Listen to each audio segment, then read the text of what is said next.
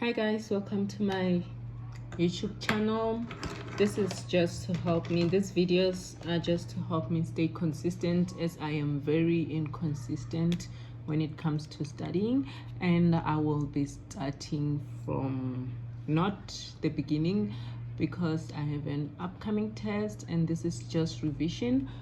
I have already done the rest, I guess. Yeah, so today I'm gonna be doing monopoly. Now, what is a monopoly? A monopoly is a market structure where we have a single seller. It means that we have one guy who is selling one thing. Since we have only a single seller of that product, the firm is going to be the entire industry, which I refer to as market sometimes, but then yeah, that's just me. And then this seller, since it's one person with a good or something, they're going to make their own price. They have complete control over the price. Unlike the perfect competition, these ones have complete control over the price. It's just one guy is selling that good, only he is selling, and then he can choose that, oh, I'm gonna sell this good at this price. Whether it makes it expensive, not expensive, it's totally up to him. But remember, the goal is to make profit, so might be a bit costly.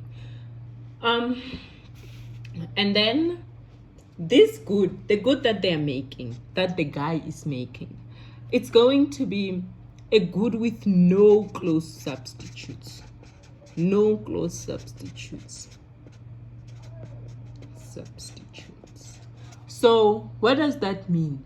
It means that there are no goods that I can say, I'm gonna go buy this good instead of that one. It's like tomato paste with tomato. I like tomato paste. I like tomatoes. What am I saying? Okay, it's like tomato paste with tomatoes. I can't afford tomato paste, so I'm gonna get fresh tomatoes instead. In this case, there's no such thing like that. And unlike perfect competition, which has a free entry and exit, this one has high barriers to entry. High barriers to entry and exit. What do you mean by it has high barriers to entry and exit? This simply means that you can't enter a monopoly anytime you want. You can't. You just can't. So in a monopoly, remember what I said? You are making a good that has no close substitutes. What can I say? Maybe the resources are causing a barrier. Maybe let's say South Africa is the only place that produces that, where we can find diamonds. Now South Africa is a monopoly. I'm not saying that's true because I'm not sure if it's true or not, but then if South Africa was the only place where we can find diamonds, South Africa would be a monopoly in that way. What are the barriers for other countries? They do not have that resource.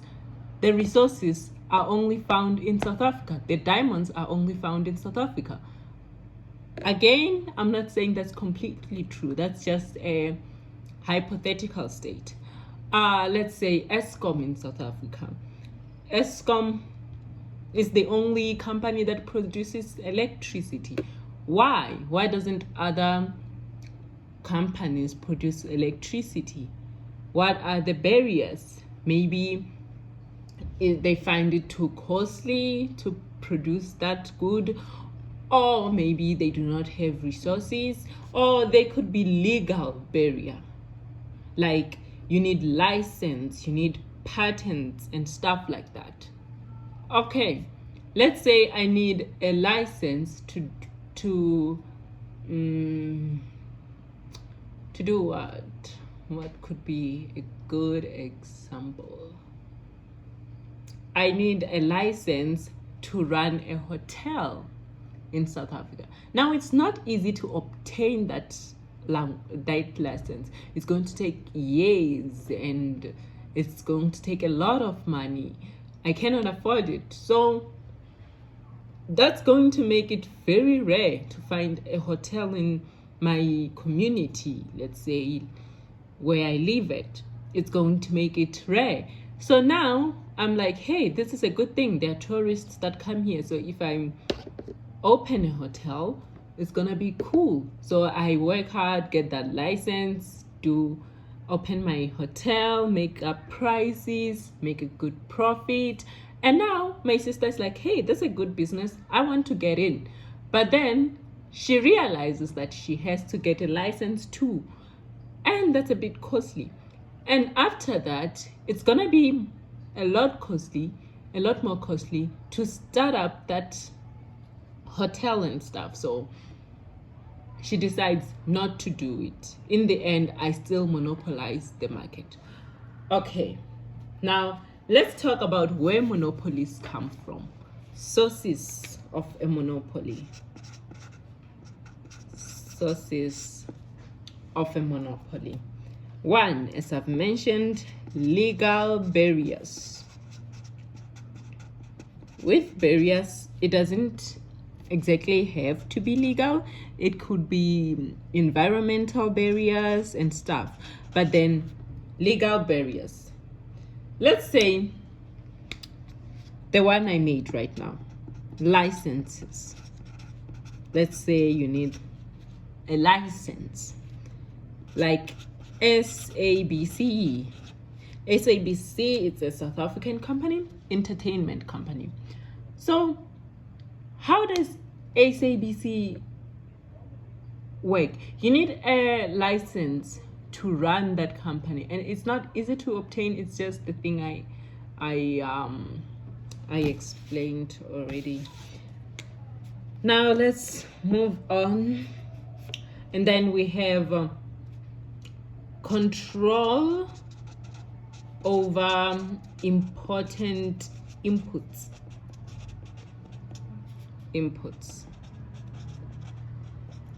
As I've said, like I've said about diamonds, let's say diamonds are only found in South Africa.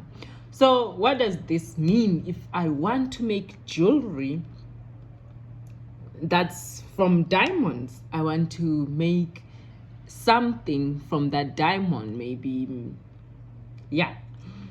So what that means is, me, South Africa, I'm South Africa in this case, I am going to make that jewelry and sell it to everyone else, because other people cannot get control of that resource, of those diamonds. They cannot make the jewelry that I am making, and now I'm the only person who's selling it. Okay, and then we have economies of scale. Economies, can you see, of scale? Sorry about that. So what's a good what do we mean? First of all, what do we mean? It means that we're going to have a lower ATC here, lower average total cost, via larger scale of production. This discourages other people from or other producers from entering the market. it's very discouraging for others. So as a result, we have companies like Eskom. I have made an example with this before, who monopolize the market. Okay.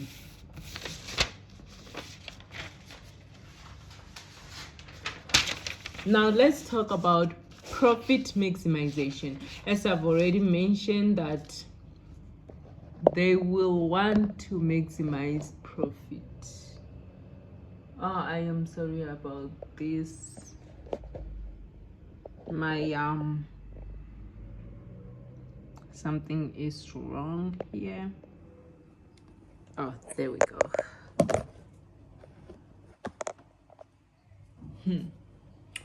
Now let's talk about profit maximization for a monopoly.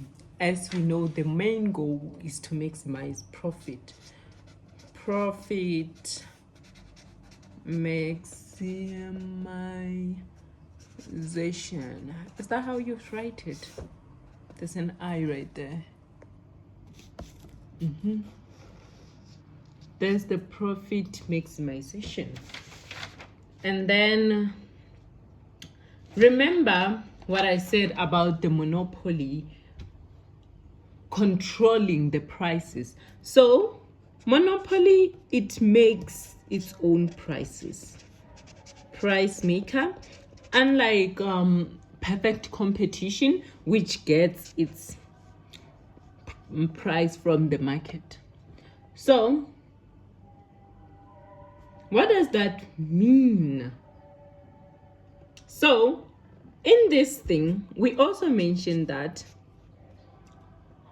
a firm, a monopolistic firm, will also be the industry. As a result, our demand curve will be different from our marginal revenue curve. I hope that makes sense. But then with this one, here's something you should take note when dealing with this.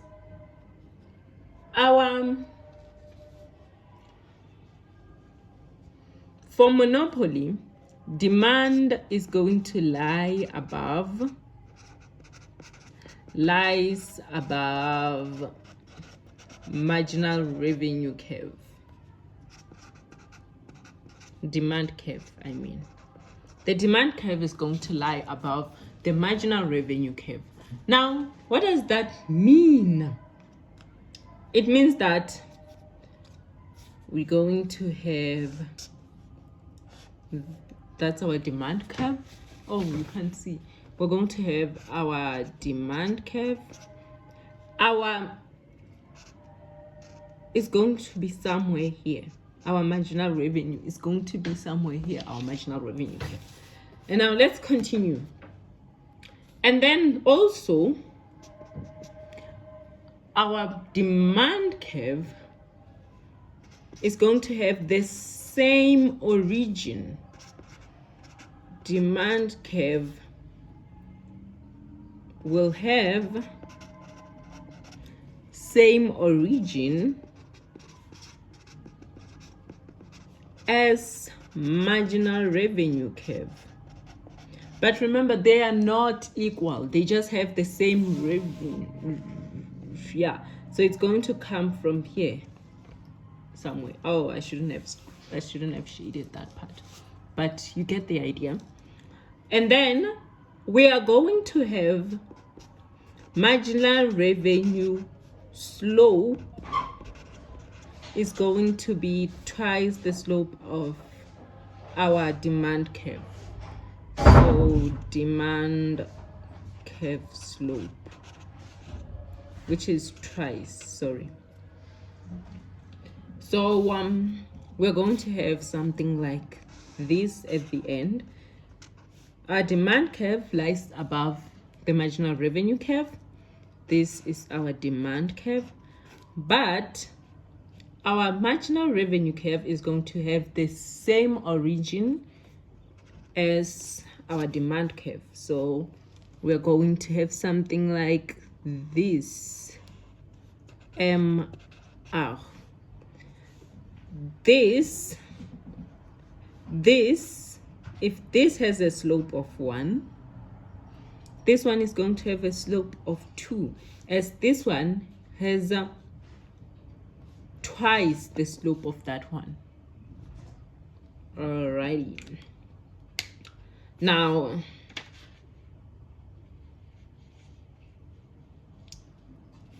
let's give an example.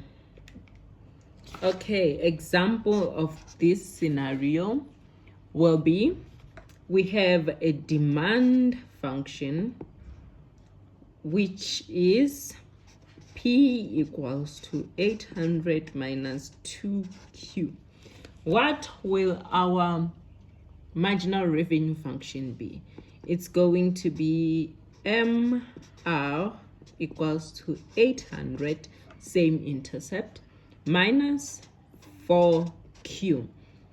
This is double that, which is what we were talking about right now.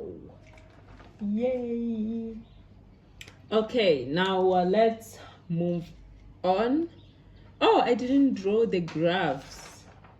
Oh, sorry about that. I should draw the graph of the profit maximizing graph for a monopoly.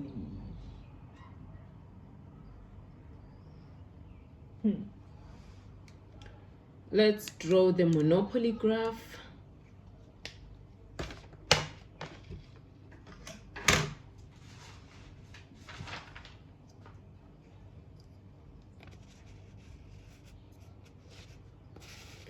This is the profit maximization. Oh, wrong one, but doesn't matter.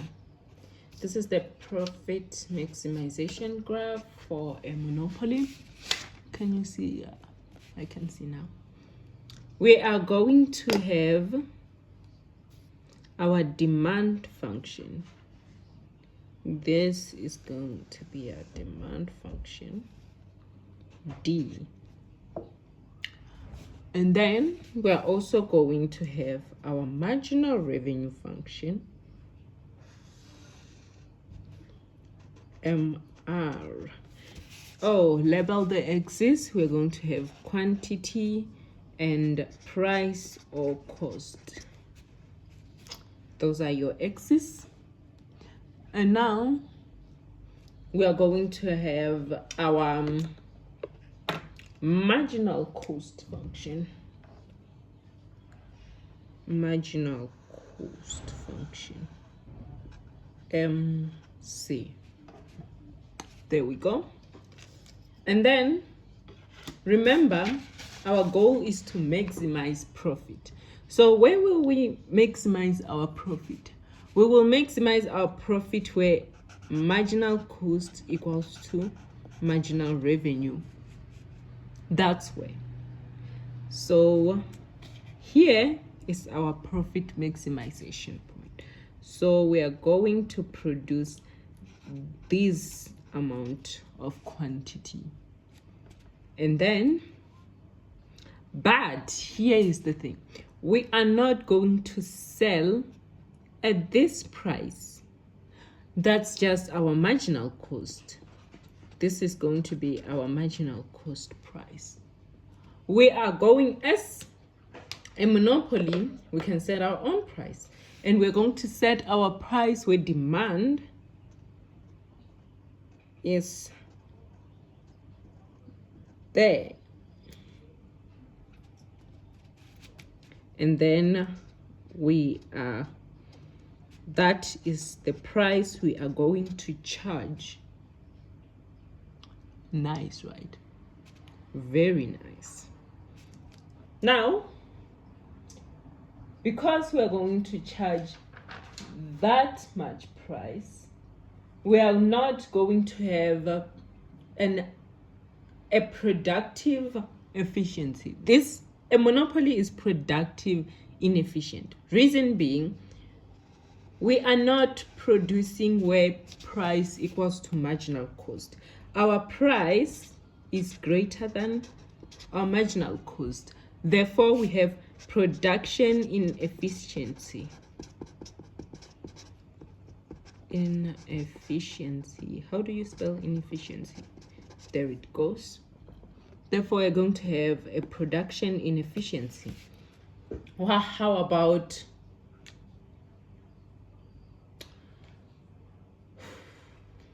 did I say production inefficiency? I apologize. I meant allocative inefficiency. This is allocative inefficiency.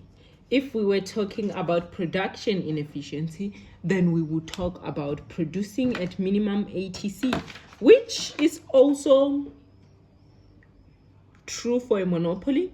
We do not produce at minimum ATC.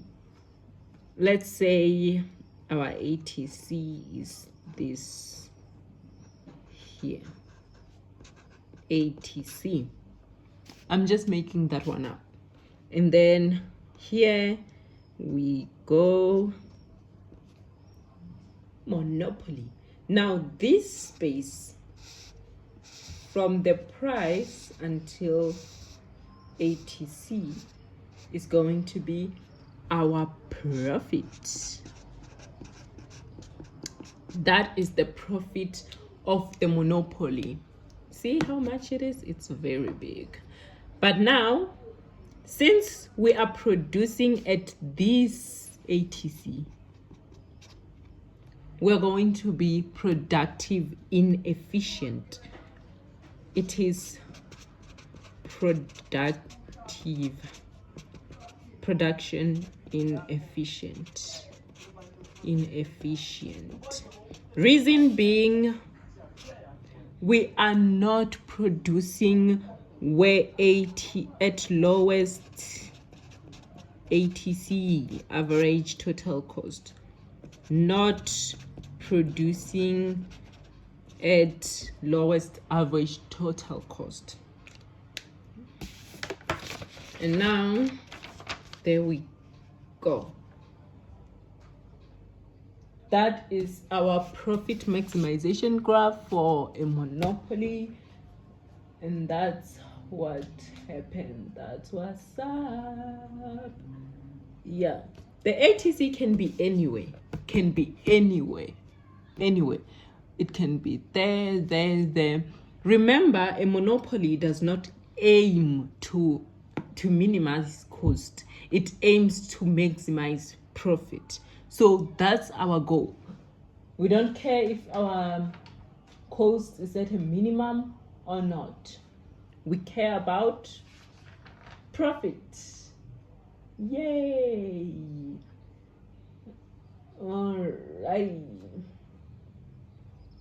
And now, here's something about a monopoly that people do not, people do know, but most people think it's true. It's not true. People think just because you are a monopoly, you're going to be making a profit. No, you can be a monopoly and still not make a profit. Let's go back to my example about opening a hotel at my home place. That place where I come from. So what does that mean? We have an area. Our attraction, we have nice mountains right there. Tourists come, right? But then tourists are not going to come throughout the year. They're going to come at some seasons. I open my hotel right there. It's a nice, lovely, beautiful hotel. There are people who live there. It's nice. There are homes and stuff. It's a nice village, right? Now, I open this hotel of mine, but then not a lot of tourists are coming in. So I'm not making much of a profit. My monopoly graph will still be the same. I am still going to have our demand curve, marginal revenue curve. That slope is double the demand. And then I'm going to have my marginal cost curve. And then I'm going to be producing here. And then I'm going to be charging that price. This is the price I'm charging. This is my marginal cost. Now, what is the problem? The problem is that the demand is not that much. People don't really come to my hotel. And as a result, I end up having a price, charging a price that is lower than my average total cost. Now I'm going to have more costs, ATC. Now I'm going to have a much bigger cost than what I am charging. Let's think of it like this. I am still running the hotel, right? I am paying for everything, maintenance, whatever. But then the problem is no one is coming. How am I going to make a profit? I'm running at a loss.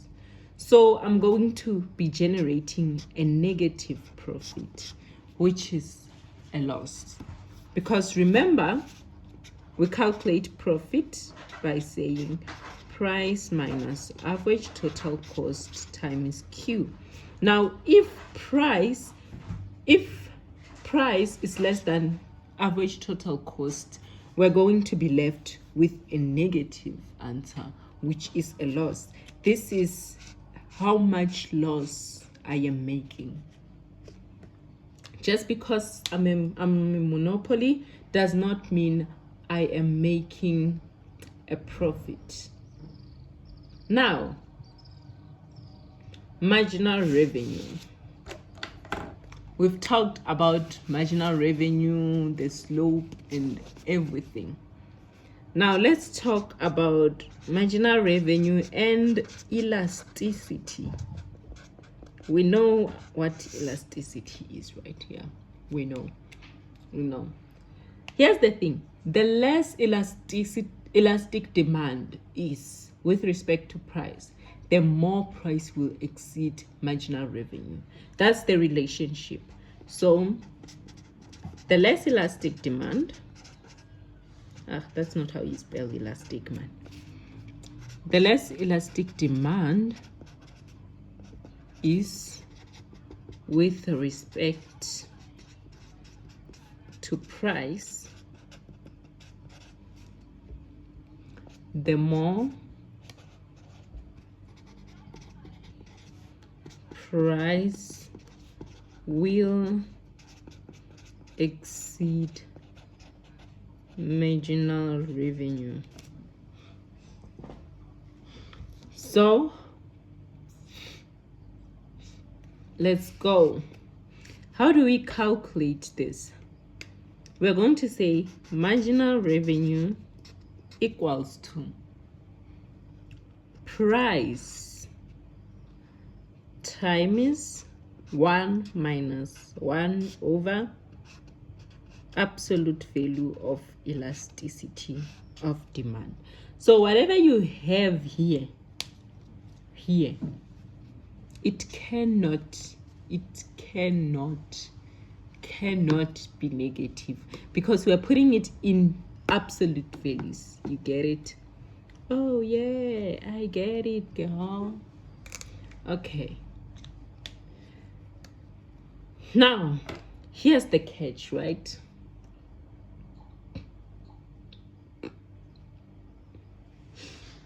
Oh, what's the catch? Nothing is the catch. Nothing is the catch. What am I saying? Alrighty, I've already sketched the marginal revenue and demand curve. And now I've already explained to you the output. Okay, let me use this one. This one is for the loss. So I've already explained explained to you that this is the output we're going to be producing. We'll produce an output where MC equals to MR, and then the price, we take the highest price per unit output that can be sold, which is okay. And now let's go do a few exercises. Yay! Okay, wait, before we move on to exercises, let's just finish this and do the learner index. Oh, am I out of paper? Nope. Now we're doing the learner index for a monopoly. Learner index, learner index, learner index, learner index. Ooh, markup and market power. A monopoly should have a lot of market power, by the way. It should. It should have a lot of market power. I mean, yeah, right. Okay, so we get learner index. How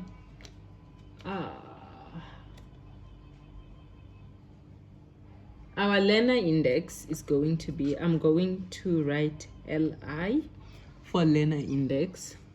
It's going to be our price minus marginal cost divided by the price. Or you can say it's 1 divided by negative elasticity of demand. Yay! Now, what does it mean if I get a value between 0 and 1? Okay, well, I'm supposed to get a value between 0 and 1 for the learner index. You're supposed to get a value between 0 and 1. What does it mean if I get a value closer to 1? What does that mean? That means I have a high market power. I'm going to write MP for market power. And then I'm scratching my head. It hurts so much. What does this mean? So here I'm going to have a high market power, and this is true for a monopoly. Mind you, as I've said, a firm is the industry. It determines its own price and whatever you want. But then what about a perfect competition? A perfect competition firm has no market power at all. Perfectly competitive firms do not have any market power. Mind you, they take their price from the market. And then, okay, the more elastic the demand, the smaller markup. And how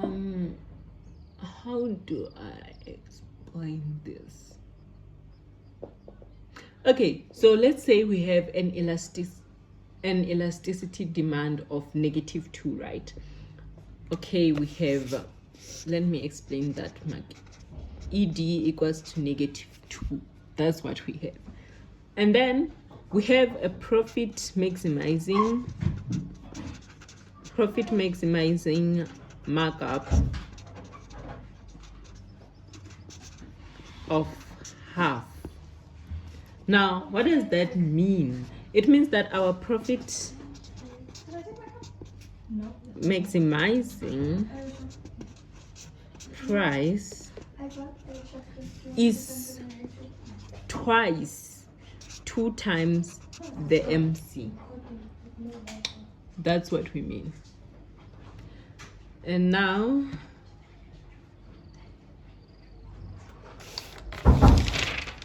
let's move. Oh, am I out of papers again? Okay, guys, we're out of papers. Yeah, exam pad. What? An exam pad. I was using the ones from my exam pad. Is it finished? Yeah, it is finished. Okay, you can use mine. I don't want to finish your papers. I have. Fine. Oh, thank you.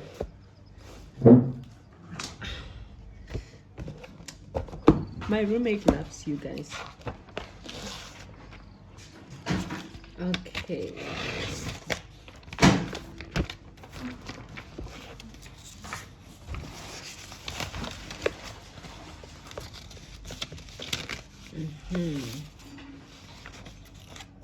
Now let's talk about the supply curve for a monopoly. What does that look like? Oh my god, what does the supply curve of a monopoly look like? Supply curve of a monopoly. Well, it has none. A monopoly does not have a supply curve. But then some people might say the marginal cost is the supply curve. That is the supply rule. The supply rule for a monopoly is supply rule. It does not have a curve, it just has a supply rule, where we say we supply where marginal revenue equals to marginal cost. That's where we supply. That is. Oh. I don't know. And now, let's talk about price discrimination. Okay, I'm not a good singer, which is why I am learning this. Price discrimination. Guys, this has turned out to be longer than I thought, to take longer than I thought. It was supposed to be a short video. Well, I'm slow. It happens. Okay, so what do we mean by price discrimination? Price discrimination is where a monopoly can charge different prices for the same product. You get what I'm saying? Yeah. Okay, so price discrimination is... Yes. Thank you. So this is when a monopoly charges different prices to different buyers. Did that sound right? I feel like it didn't sound right, but it is right. To different buyers. Now that I'm writing it, it did sound right. Okay, so here in this course, we are only going to do 3 types of price discrimination. So we're going to do 3 types of price discrimination. 3 types. I'm getting deja vu. So we're going to have first degree price discrimination. I'm going to write PD for price discrimination. And then we're going to have second degree price discrimination. And then we are also going to have third degree. See, it's so easy. It's just 1, 2, 3. Is it? Yeah, you could say that. Now, let's talk about this price discrimination. I feel like I should get a different thingy for that, as it's a different... Let's talk about the price discrimination. And please listen. Okay, I'm talking to myself when I say please and please listen, because they tend to confuse me a lot. First degree PD. What do we mean by first degree PD? Oh my god.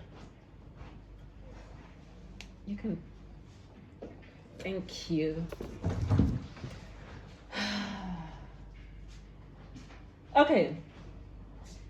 So here we are going to charge different consumers different prices for the exact same good. You know what I mean? Like, yeah, I know what you mean. So we have the same good,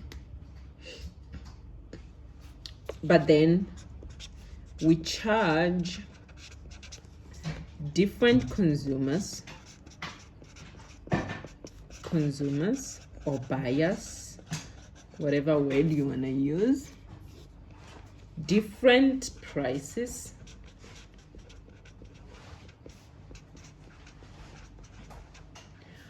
for the exact same good. Feel good. Yeah. Oh my god. I am so sorry. This applies for all PD. This applies for all PD. It's just the definition, as I've said. It applies for all PD, for all price discrimination. You get it? Yay. Okay, now let's talk about first degree price. It is also known as perfect price discrimination. Why is it known as perfect price discrimination? Because every consumer is charged the maximum willingness they are willing to pay. So we have different consumers, right? And every one of those consumers in first degree, every one of those, each consumer or buyer is charged the maximum willingness, the maximum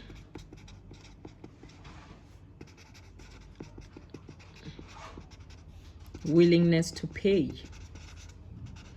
This is great. So I know every consumer is willing to pay $100 for a product I was gonna sell at 50. I'm like, oh, since you're willing to pay $100, I'm selling it to you for $100. And I am selling it to my other friend who's willing to pay $30. So it's like that. Everyone is going to get the maximum amount that they are willing to pay. You get it? Then if everyone is charged the maximum they're willing to pay, what does that say? It means that we are going to have no consumer surplus. Why? Because the consumers are paying maximum of what they were willing to pay. But then this type of thing is not common. Why? Because it is difficult for us to determine how much every single person is willing to pay. So it's not common in practice, but it is perfect in theory. And then, yeah, this thingy, it's going to be allocative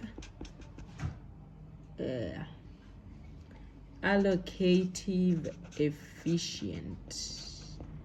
We know what that means. We are charging where P equals to marginal cost.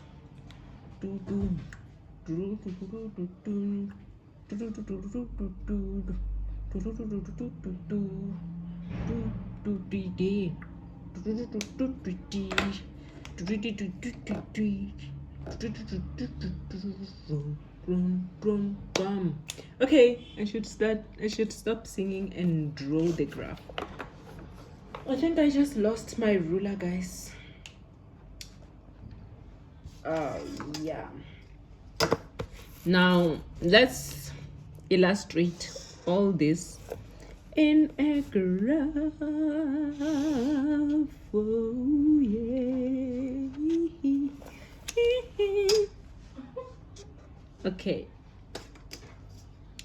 In this case, we are going to have our demand curve. But then our demand curve is also going to be our marginal revenue curve.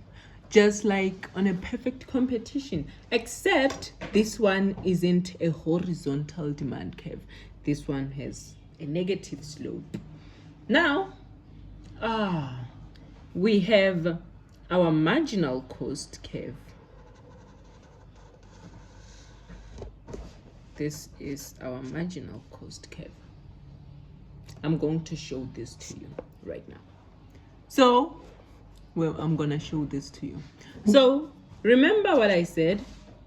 I said we charge, the rule in monopoly is that we charge when marginal cost equal to marginal revenue. So we are going to charge. This is the profit maximizing thingy, right? And then we are going to have MC, which is equals to price. Our price equals to marginal cost. But then at a perfect price discrimination, here's what happens. For every consumer, if a consumer is willing to pay this much, I am going to charge her that much. If someone else is willing to pay that much, I'm going to charge that much. If someone else is willing to pay that much, who's singing? Anyways, I am going to charge him that much. Every single person has a different price they are charged. So let's talk about our profit. That was a bad one.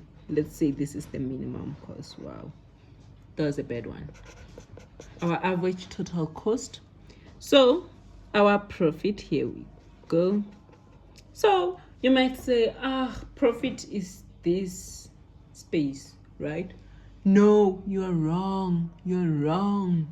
Remember, we're charging how much you're willing to pay. So everything here, keep profit. You see, we're making money. We're not playing. You're sleeping and we're making money. This is our economic profit, which is great. And consumer surplus, none. We have consumer surplus equals to 0. Great. I love this kind of structure. It's great for a producer. How is it for a consumer? It's also good for a consumer. They're charging you how much you're willing to pay. So I don't think it's that bad, to be honest. Now let's talk about the second degree thingy. I cannot see. Okay, there we go. Now we're talking about second degree price discrimination. The discrimination is real, guys.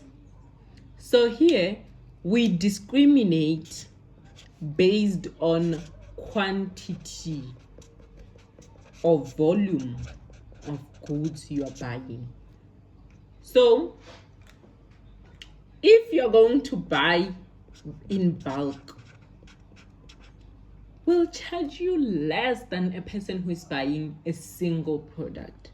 So it's like those things that's like, oh, buy 2 for 1, 2 for 1. I'm sure you've already got, buy one get one free. No, that's not a good example. Buy two, get one free. That's a good example. Yeah. So the more you buy,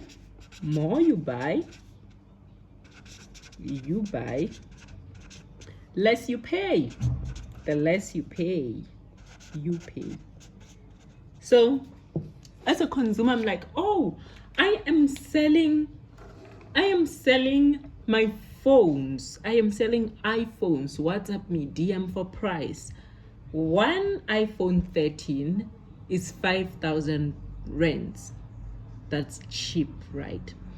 And then you're like, oh, but if you buy the iPhone 13 and the iPhone 11, the iPhone 11 is 3,000 rands by itself, and the iPhone 13 is 5,000 rands. So if you buy both, I will charge you 7,000 rands instead of 8,000 rands. Oh, wow, that's a good deal. No, that's not a good deal. No, it's not. Let me try to find a good deal.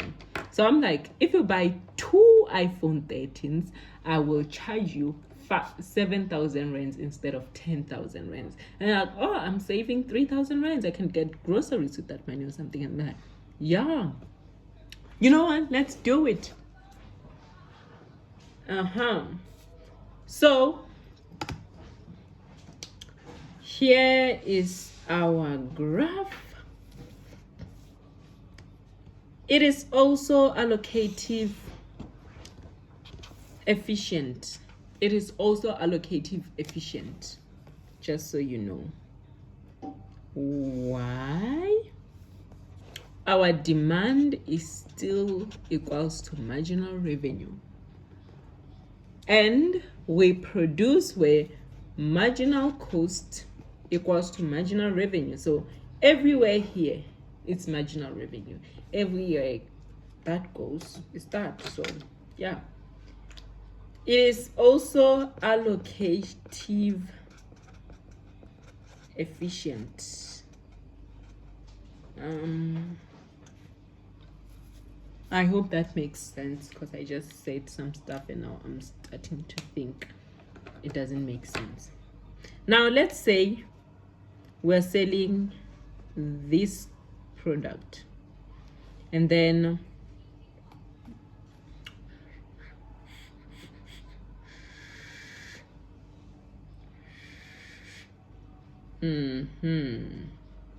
we're selling this product 1 at this price at P1.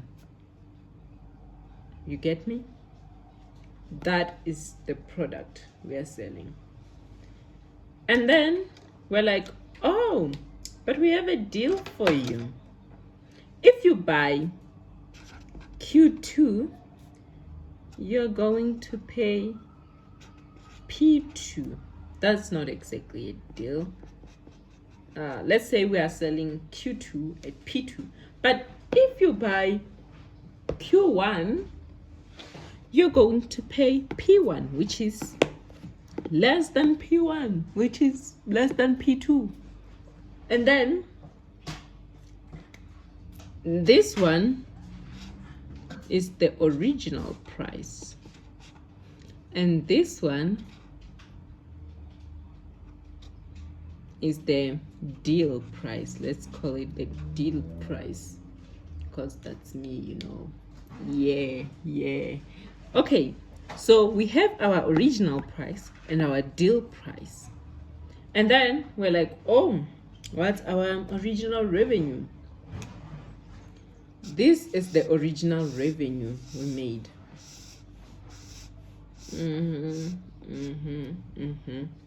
Katsiba. And then how much revenue did I gain? I gained this much revenue.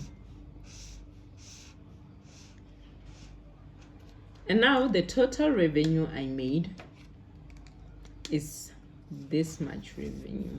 Everything. That's my total revenue. In this one, just so you know, consumer surplus is not 0. consumer surplus is not 0. Consumer surplus is going to be this area. Nice, right? I know, yay. And this area, this is our consumer surplus. Yeah. Now we did first degree and second degree. We said that on first degree price discrimination, we discriminate based on how much a person is willing to pay. The more you're willing to pay, we're going to charge you that exact price you're willing to pay. And now here we discriminate on how much of the product you are buying. We look at quantity. The more you buy, the less you pay. So now let's go to third degree price discrimination. This one is the one that confuses me the most. So I must listen up. Third degree PD. What happens to third degree PD? Oh no, don't worry about it. So here, our firm is going to sell same product. Right. Yes. But then we're going to sell them at a different price. Same product, different price, just like the others. But what is it based on? It is based on the elasticity of demand. Based on elasticity of demand among consumers, along consumer groups. And you're like, oh, that's a smart move. It is a smart move. We check which group is more elastic to what and which group is less elastic to what. And then the group that's more elastic to the price, we are going to charge them less. And then the group that's less elastic are going to get charged more. What's an example of this thing? We have movie theater. Oh, we have airline ticket. Oh, airline ticket, yeah. Okay, so for movie theaters, let's say we have youngsters and old people. Old people won't be like, oh my god, where am I going? So old people might be charged less because they're not really that into movies. But then as young people, I'd be like, oh, there's going to be the Wolverine movie, Wolverine and Deadpool and Wolverine coming out soon. Let's go watch it. And they're like, oh yes. And then they decide to charge those youngsters more and the elderly less because the elderly don't care. And then airline tickets. With airline tickets, you see the time of purchase. Those who purchase the flights, the tickets last minute, are the ones that get to pay more than those who actually, if I bought this ticket 6 months ago, it's not gonna be the same. I'm not gonna pay the same price as someone who bought the ticket the day before, right? Yes. And now let's make an example about the market for ski-lift. Market for ski lift tickets. We are going to discriminate between the elderly and the youngsters. I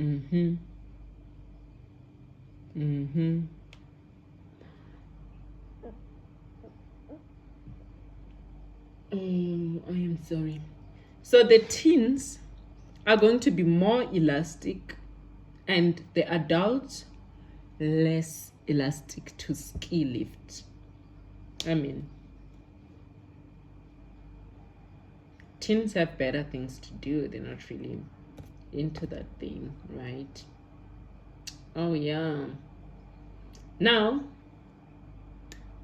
let's draw this graph.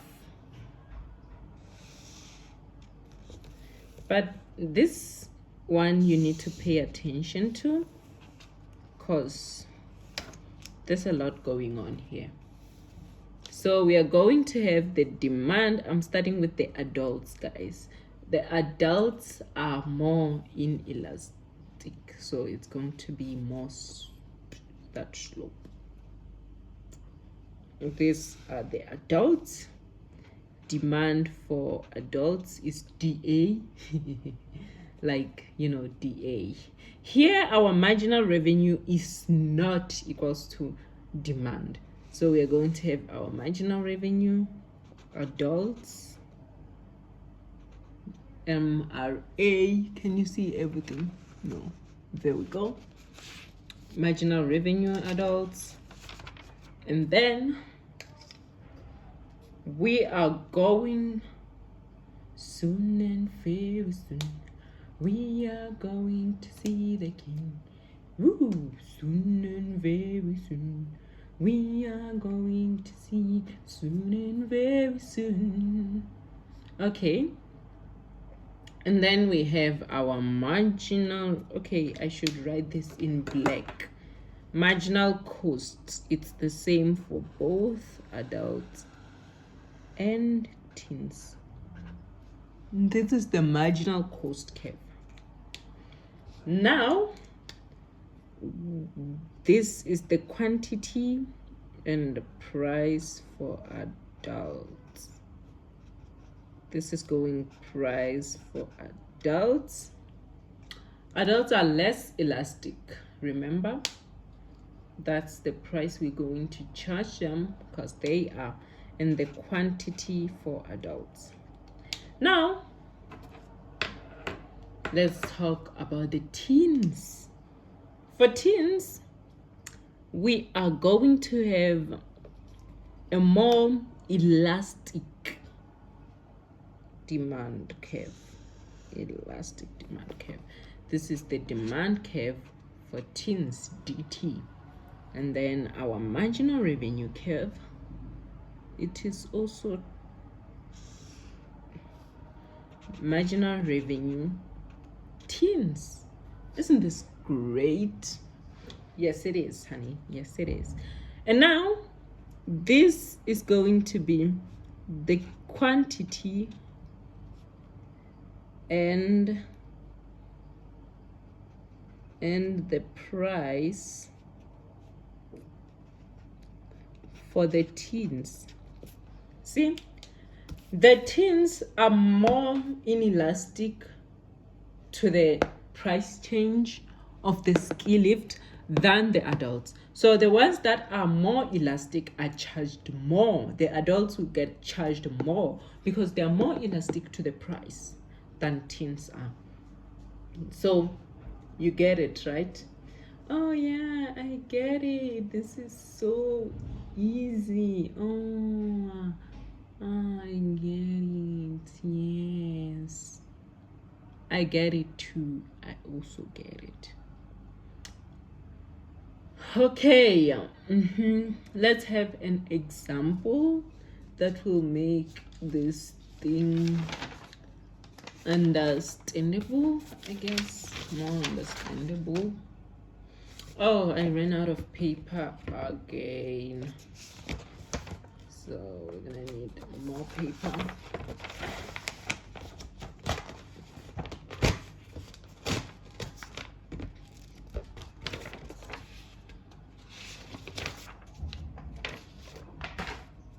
So, example of third degree.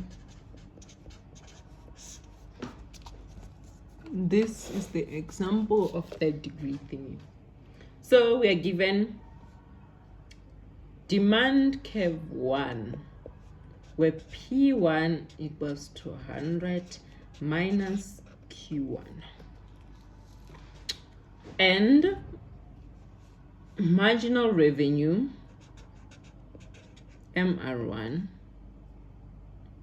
equals to 100 minus 2Q1.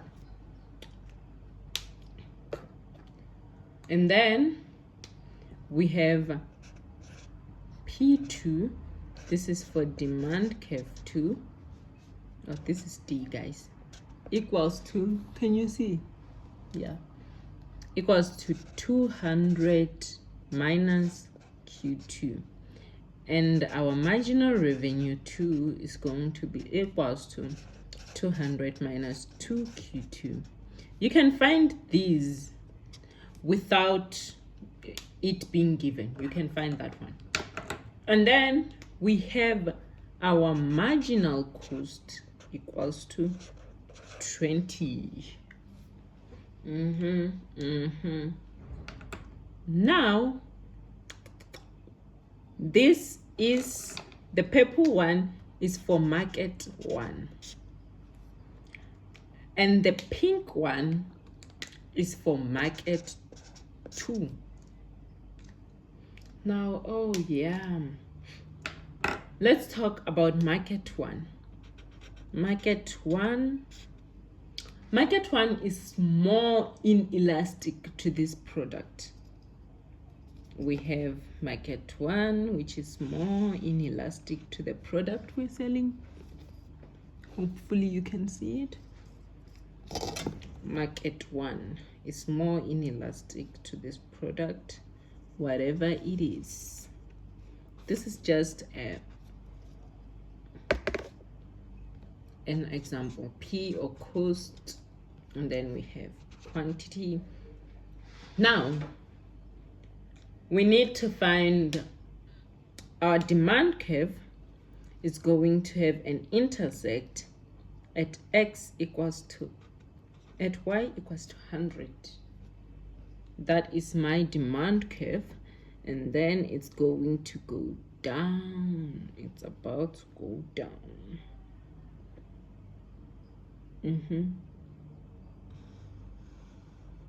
And then it's y-intercept, it's x-intercept, it's also going to be at that, where it's 100. We get this from our demand curve. For this one, you substitute 0 here. For this one, you substitute 0 there. Same thing, same thing. And then we are going to have a marginal revenue curve that starts from here, and it's like, oh yeah, this is demand. I did not label that. Marginal revenue. Now our marginal revenue is going to touch at half this one, or you can just use this, you know, yeah, and put 0 there, and then yeah. And now where are we producing? We're producing where our MC is 20. Remember that one. Oh, I used the wrong thing, the wrong color. Our MC is 20. Now this is where it intersects our marginal revenue. And then we have this. This is our Q star. And this is our P star. Now we have to find the values. How do we find the values for Q star and P star? Remember, this is where marginal revenue equals to marginal cost. So we're going to have MR equals to MC. Can you see? Yes. And then we're going to have our MC is 20, a solid 20. And our MR is 100 minus 2Q. Oh, yes. And then we're going to have 2Q equals to 80. And then our Q is going to be 40. So this is what we have here. It's 40. Yes.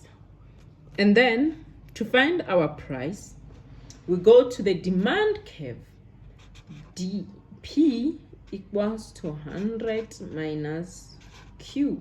And then our Q is 40. So it's going to be 100 minus 40, which is equals to 60. So we're going to be selling at P equals to 60. I hope that makes sense. And then we're done with the one for market 1. And now we're going to the one for market 2. M2. Yay! M2. I love M2 so much.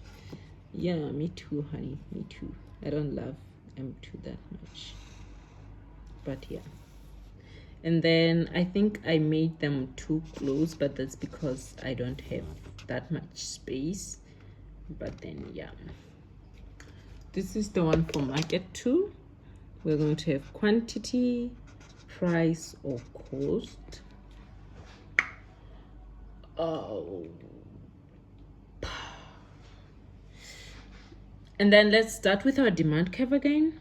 Our demand curve is going to have an intersect at this equals to 200, and then it's also going to have another intersect at that equals to 200.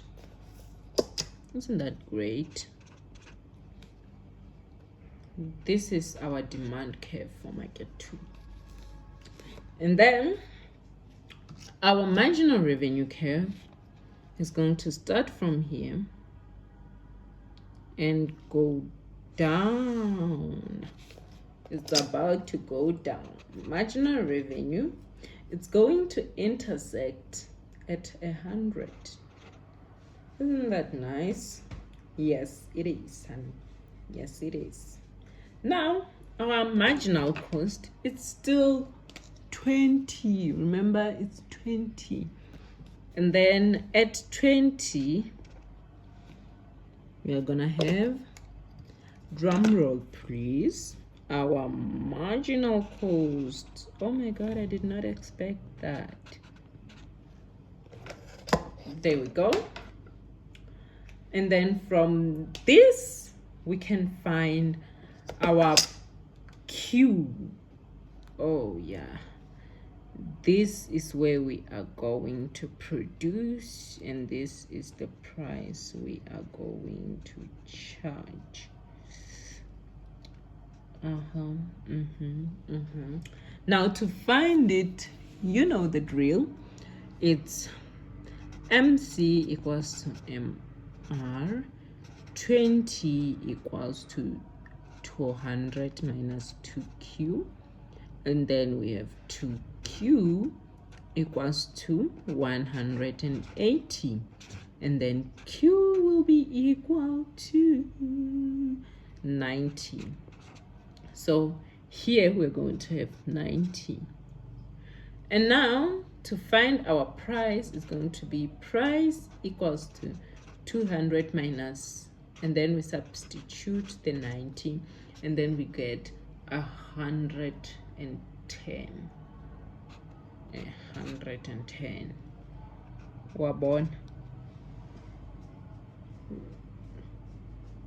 And then from this, I feel so itchy. So from this, we are going to draw our total curve. I'm going to use black for the total one, because why not? Everyone loves black. Here is the total graph, the graph for the total. It took me a while to get this, so yeah. And then for the total graph, we are going to mix the marginal revenue graphs from these both. We're going to add the marginal revenue graphs. So we are going to sketch from the 200, from this one, it's 200, right? And then this one is 100. It has an intercept at 100. You'll see why we are doing this, right? So this one, I hope you can see, is going to be this. What's the shape of that? It's a bit like this. That one is this part right here, is this part. And then this part is going to be the last one. There we go. This is it. And then our marginal cost is still 20. That is still our marginal cost graph. Marginal cost. Oh, I did not label this one. This one is the total. And then this one is price or cost quantity. Look at how good that looks. And then this is sum of MR. That's it. It's also, you can just also name it MR. It's up to you what you name it. And then from this, okay, let me write this 20 here so it shows. And then from this, we are going to produce here where MC equals to MR. But how much quantity are we going to produce? The quantity we are going to produce, our Q here is going to equals to Q market 1 plus Q market 2. What? I know, right? Me too. This is the total, remember. It's going to be 40 plus 90. And the result is 130 units. So we're gonna have 130. And that's it, the example for our third degree thingy. You get it? Yes, I get it. I also get it now that I've done it with you guys. Look at that. I love myself. Okay. Now, before we continue, we have a little something called intertemporal.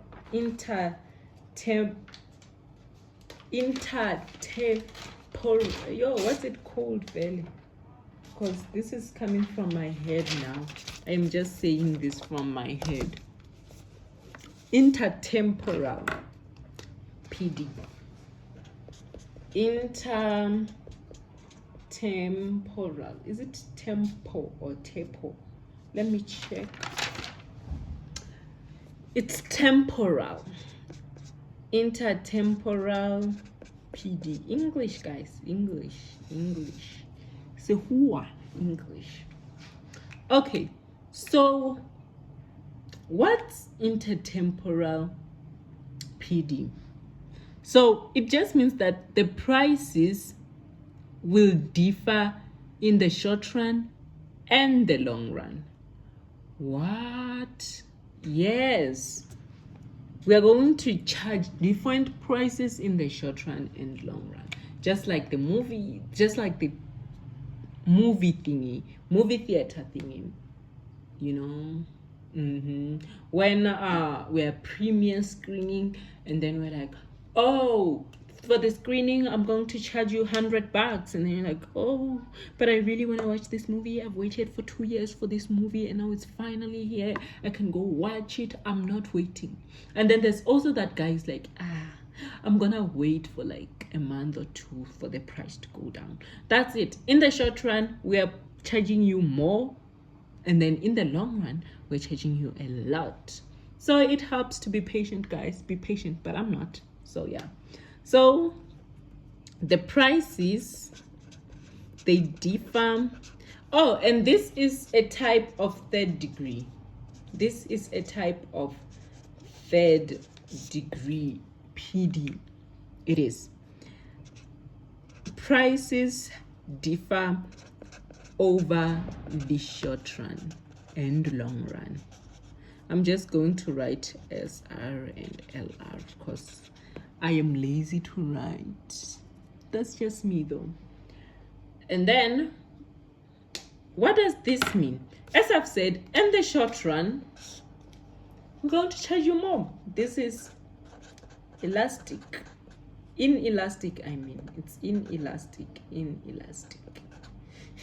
And this one is going to be elastic. Because you are like, I want to watch Wolverine so bad. I'm not waiting. No, I am not waiting. So here, the initial price of the product, P naught of product, will be high.